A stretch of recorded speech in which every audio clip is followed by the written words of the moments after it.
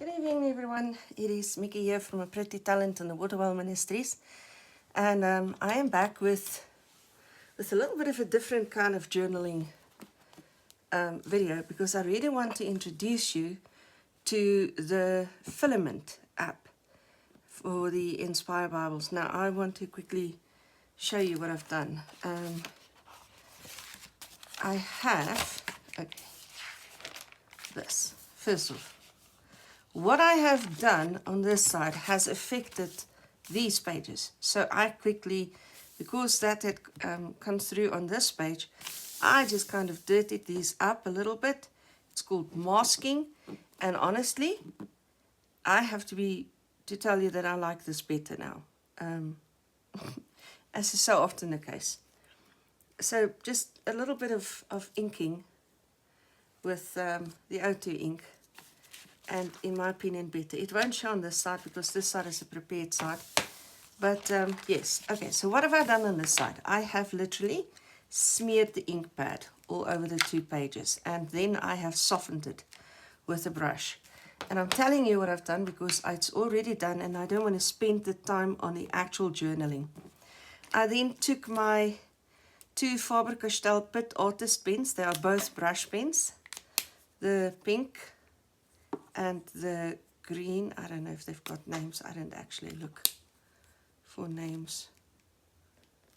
I can't see anything as quickly.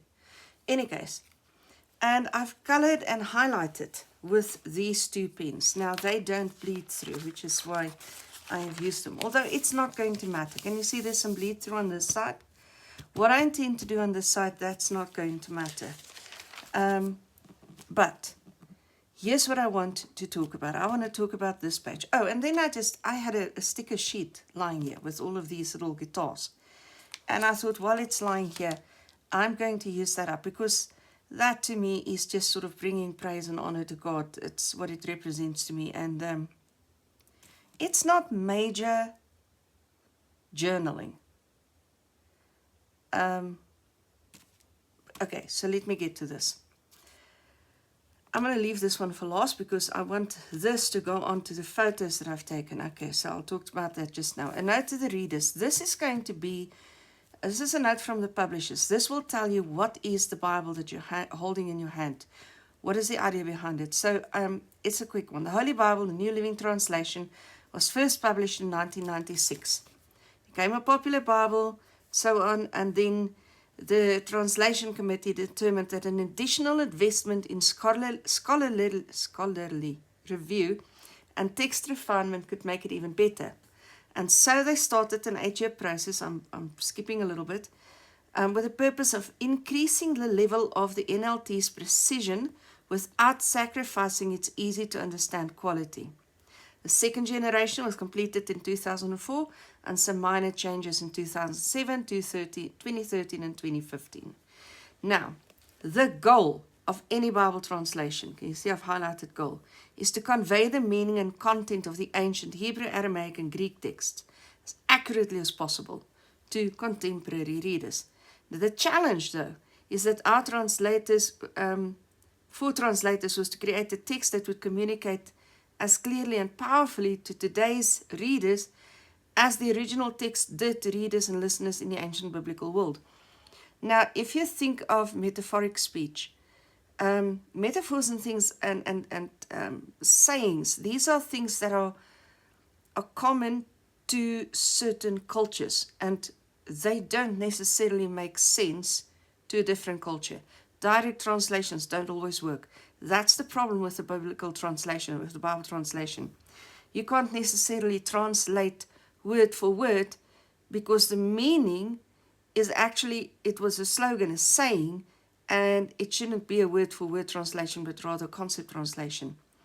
Also, a modern reader might not understand certain of the terminology because what was everyday practice back in the day would not be everyday practice any longer. And so now you're faced with people don't actually know. I mean, have you ever ground your own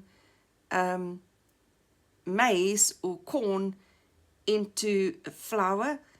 Then you don't understand the process. And so you need to sort of convey that process to a modern day reader in a way that they will understand.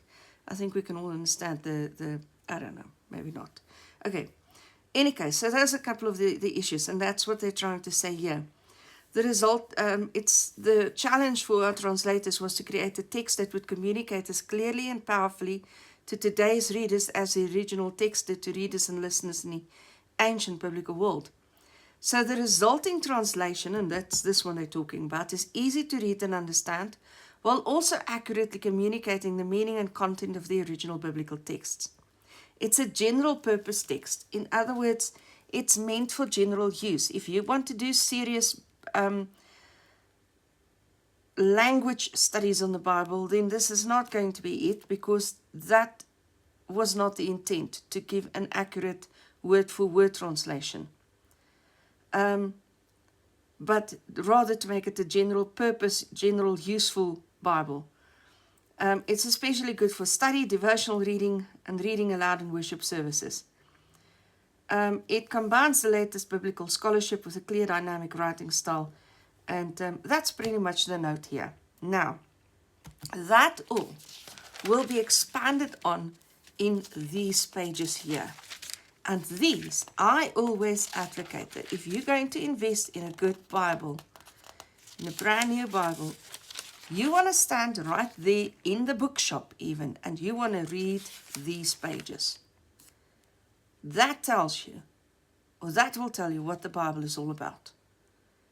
I strongly advocate that people start reading these pages in the Bible, because I hear way too many arguments on superficial nonsense, where people make claims that texts were deliberately removed from the Bible, and whatever it is, and then they're comparing to the original King James.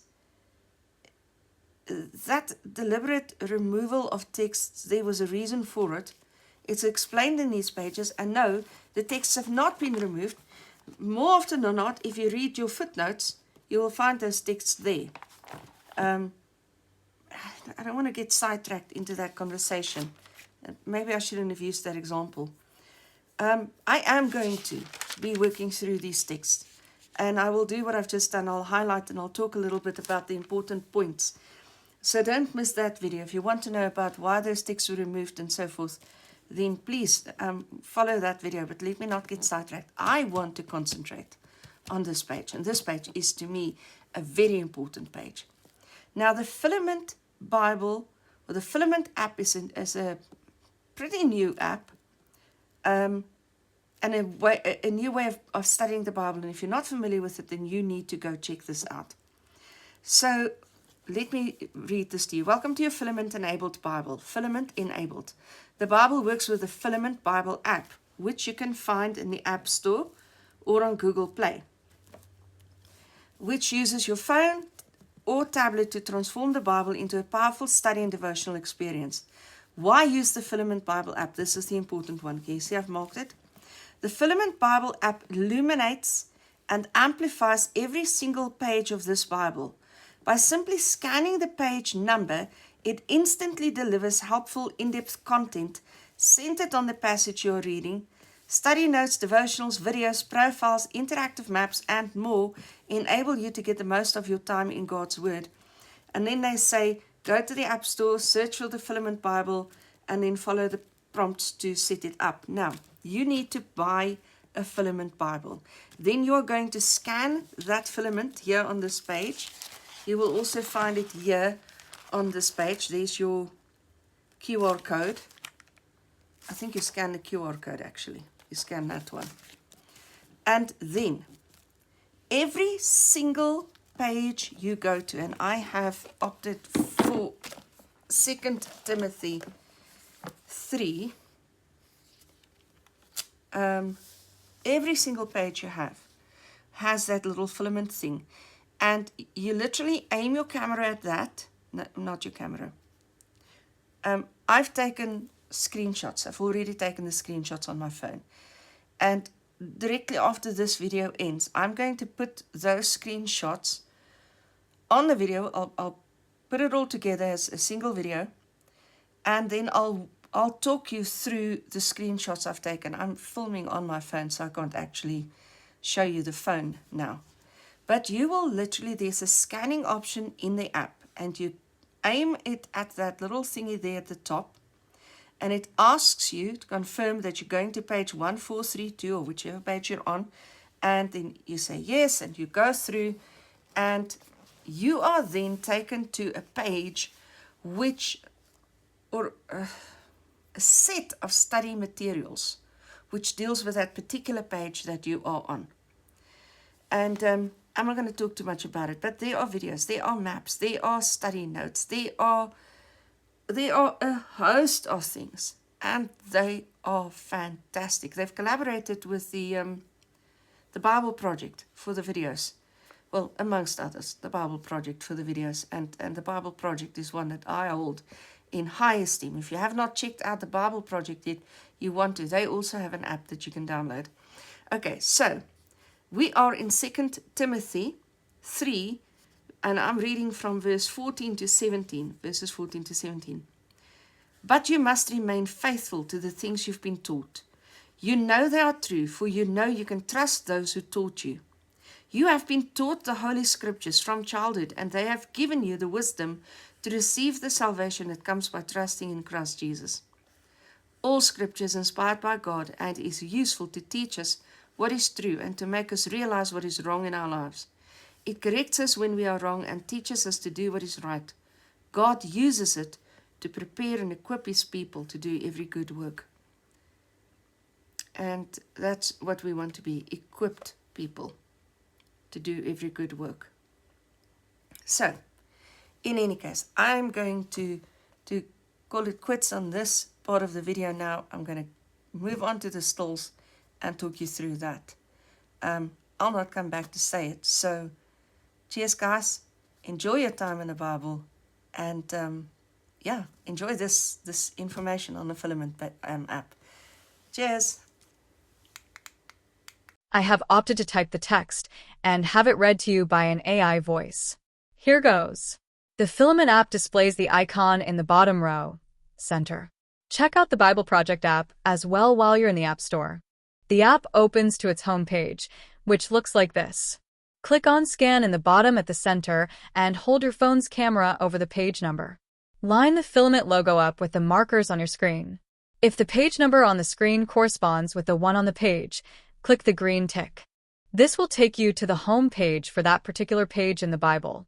You can now click on Study, Reflect, or See. You can peruse the study notes for this page, or you can make a study of the overview of the book. You may wish to do a character study on one or more of the people mentioned in the passage, such as Timothy. One can gain great insight into a character with one of these overviews. I followed the study on the 3 Herods. It was mighty insightful.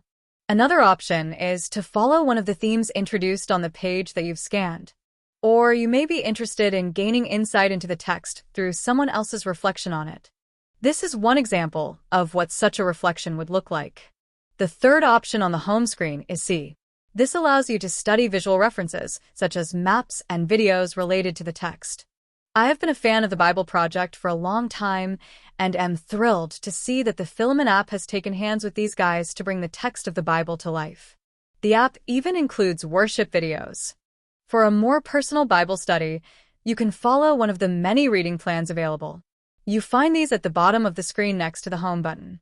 If you are like me, you may opt to listen to the audio Bible during times when you are busy with tasks that don't require much thinking, such as cleaning or doing dishes.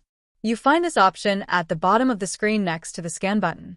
The audio Bible comes with on-screen assistance to walk you through the controls available for your use. And if you are not happy with the default settings of the app, there are plenty more controls to improve your enjoyment of it. You can even switch between Bibles if you have more than one Filament-enabled Bible. Cheers, guys.